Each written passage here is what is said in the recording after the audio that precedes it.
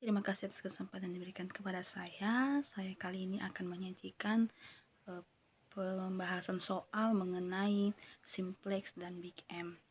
Nah, sebelumnya perkenalkan nama saya Ika Futulita Zebua, NIM 202171024. Nah, berikut contoh soalnya untuk simplex. Perusahaan pertambangan memproduksi lignit dan antrasit. Saat ini mampu menjual batu bara yang diproduksi masing-masing menjadi keuntungan per ton lignit dan antrasit 4 dan 3 unit moneter.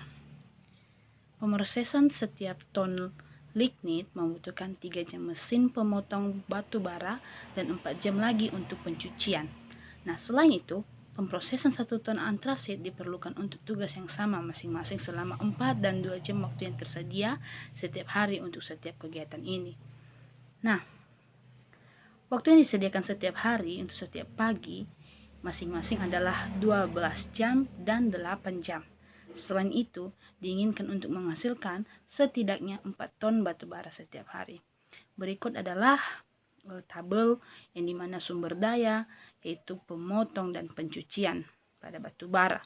Terbagi dua yaitu tadi lignit dan antrasit. Masing-masing sudah ditentukan pada pemotong itu. Di lignit dia menggunakan 3 jam dan antrasit menggunakan 4 jam. Batasan yang diperlukan adalah 12 jam dan 8 jam.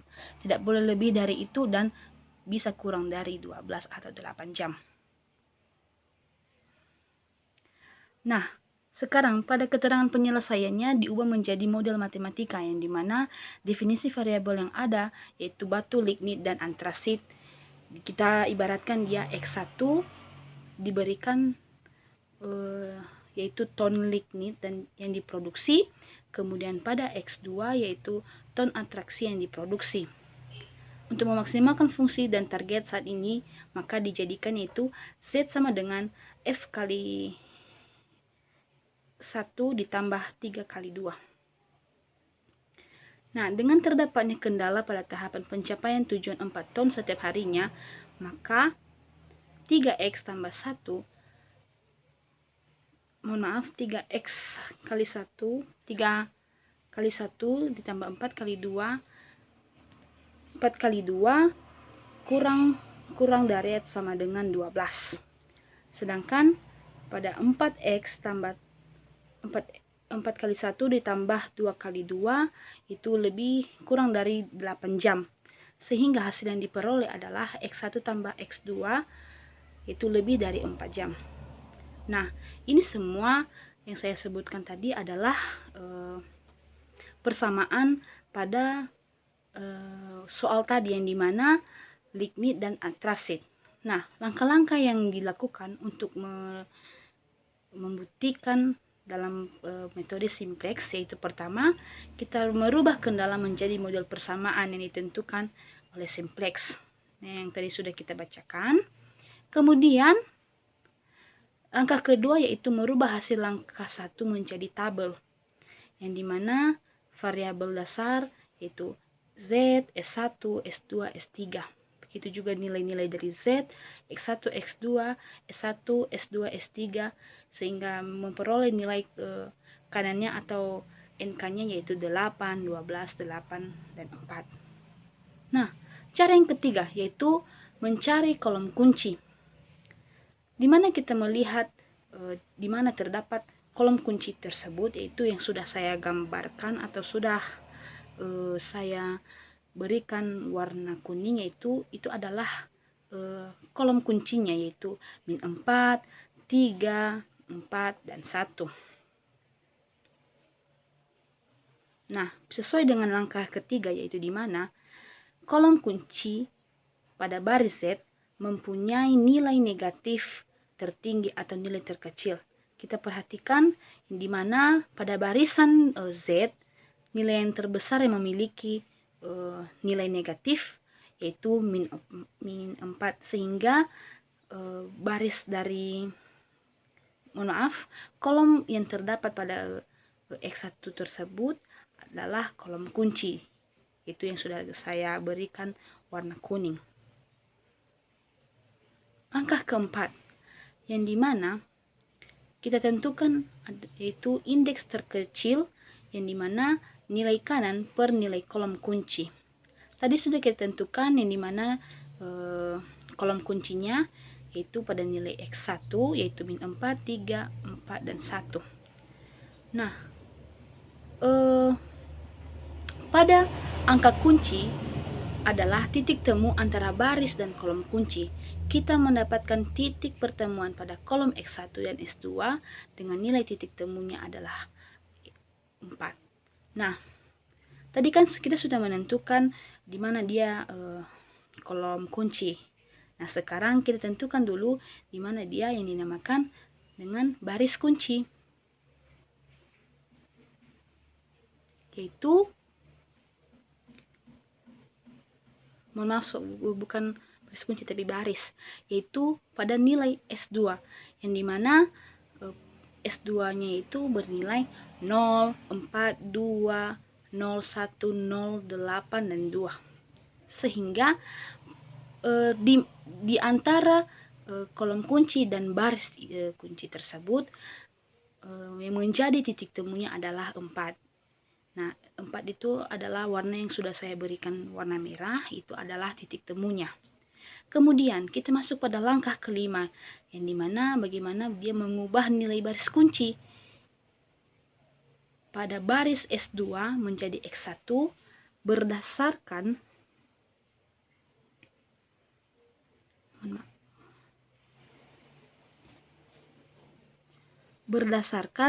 titik temu indeks terkecil serta membagi baris S2 dan Z sampai nilai kanan dengan angka kunci.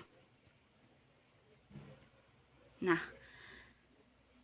berikut gambar yang sudah saya warnai pada nilai X1, yang dimana dia terdapat yaitu 0, 1, setengah, 0, 1/4, 0, dan 2. Langkah keenam yaitu mengubah nilai selain baris kunci atau baris baru.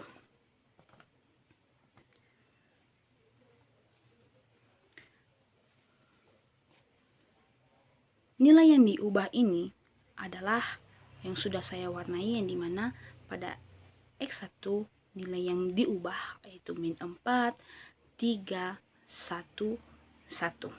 Kemudian pada nilai X1 itu dimana 1, 1/2, 0, 1/4, 0, dan 2.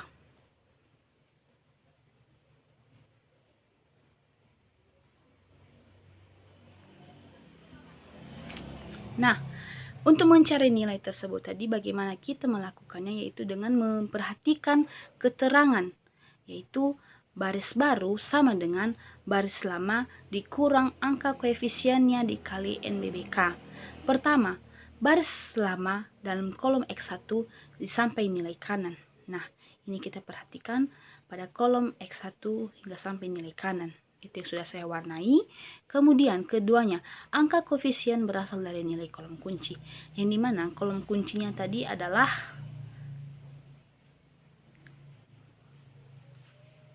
min 4.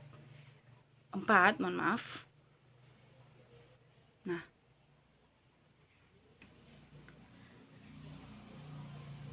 kemudian NBBK adalah nilai baris kunci. Ini nilai baris kunci yang dimana 1, 1/2, 0, 1/4, 0, dan 2.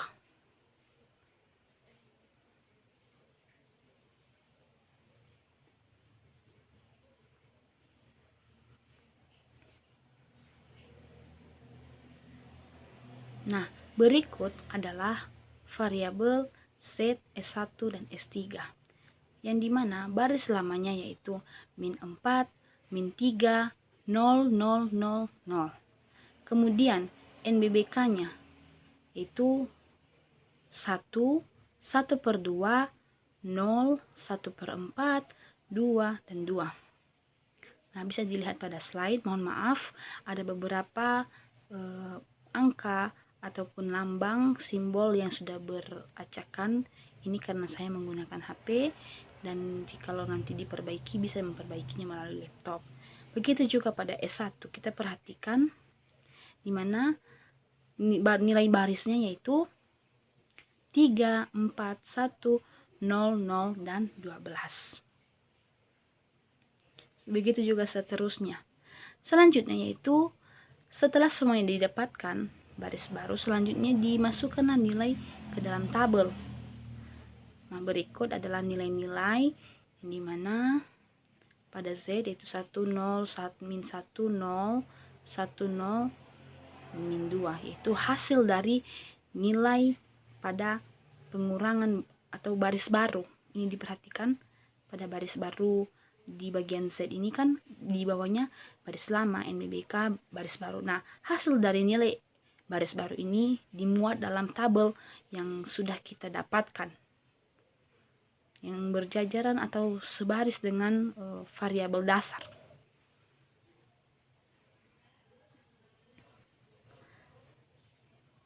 Nah, literasi 1, iterasi ke-1 telah selesai, yang dimana pengecekan kondisi jika pada baris Z masih terdapat angka min dalam kolom X1, X2, S1, S2, S3, maka akan dilanjutkan ke iterasi kedua dan seterusnya, sehingga nilai tidak terdapat angka negatif. Nah, kita perhatikan pada barisan X2, pada kolom X2 masih terdapat yang berangka negatif, yang dimana dia masih bernilai min 1.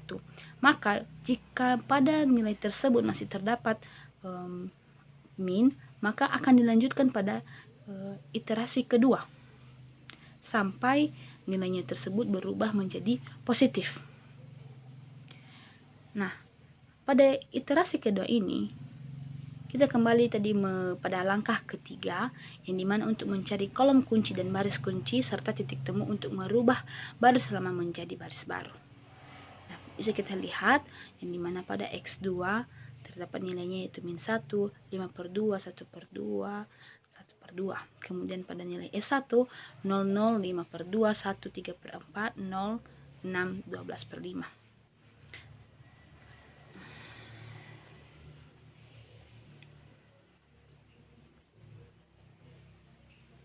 Sama halnya pada pembuatan sebelumnya, yang dimana bila diberikan dia baris Z, yang dimana pada baris Z terdapat baris lama, NBBK, dan baris baru akan menghasilkan nilai seperti ini. Mohon maaf terjadi pengacekan pada angka karena saya menggunakan HP.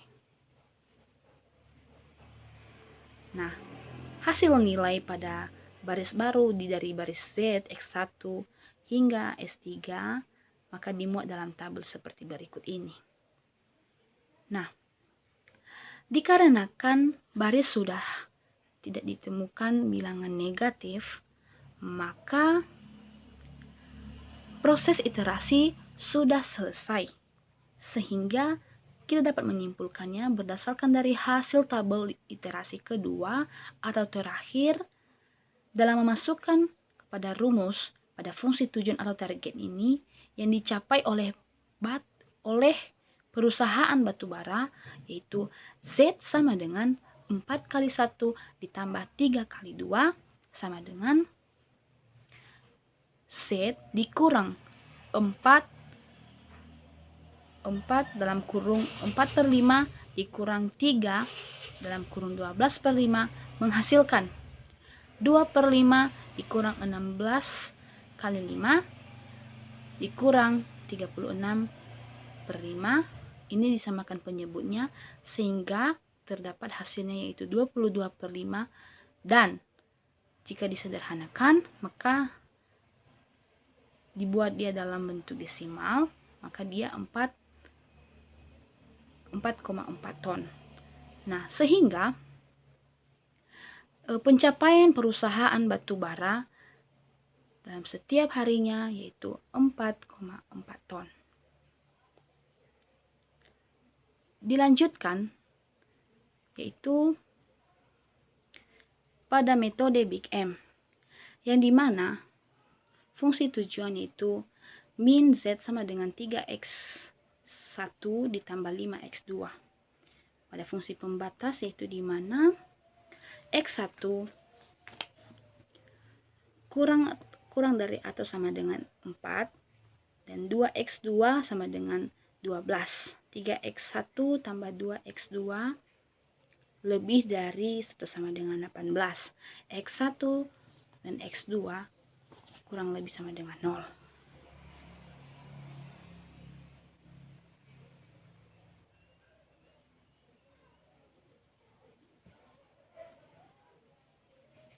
Lebih sama dengan 0, mohon maaf. Bentuk standar pada fungsi tujuan yang dimana min Z sama dengan 3x1 tambah 5x2 ditambah OS 1 dikurang OS 3 ditambah MR2 ditambah MR3. Sehingga pada fungsi pembatasnya X1 tambah S1, yang dimana X1 2X2 dan R2 menghasilkan 3X1 tambah 2X2 dikurang S3 R4, mohon maaf R3, itu hasilnya adalah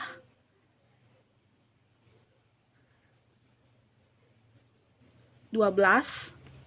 Kemudian 3x1 tambah 2x2 dikurang S3 ditambah R3 itu menghasilkan 18, sehingga x1, x2, s1, s3, r2 dan r3 lebih atau sama dengan 0.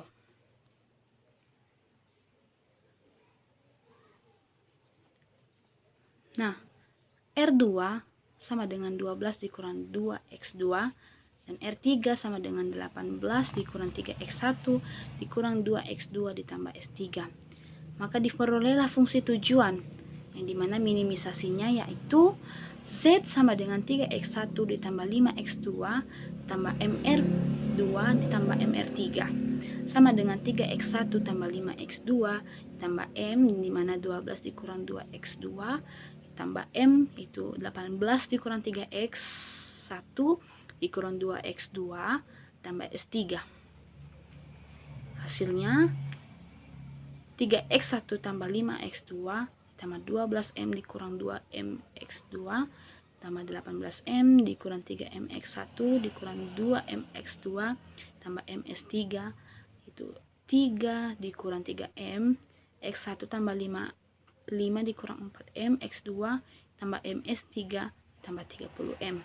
Maka diperoleh yaitu Z dikurang 3 dikurang 3M X1 dikurang 5M 5 dikurang 4M X2 dikurang MS3 sama dengan 30M.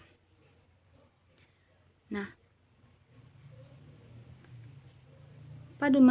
masuk pada iterasi 0 yang dimana basisnya itu Z, S1, R3 dan R1, R2 dan R3. Rasio pada iterasi 0 ini adalah 6. Begitu juga pada iterasi 1 telah ditentukan itu dimana dia baris dan kolomnya. Sampai pada iterasi 2, sehingga solusi optimal yaitu didapatkan X1 sama dengan 2, X2 sama dengan 6, dan Z sama dengan 36. Demikian saja penjelasan dari saya mengenai contoh soal program linier dengan menggunakan metode simplex dan metode Big M. Mohon maaf bila banyak sekali kekurangan, saya mohon maaf dan semoga soal ini dapat dimengerti. Terima kasih. Ahobu.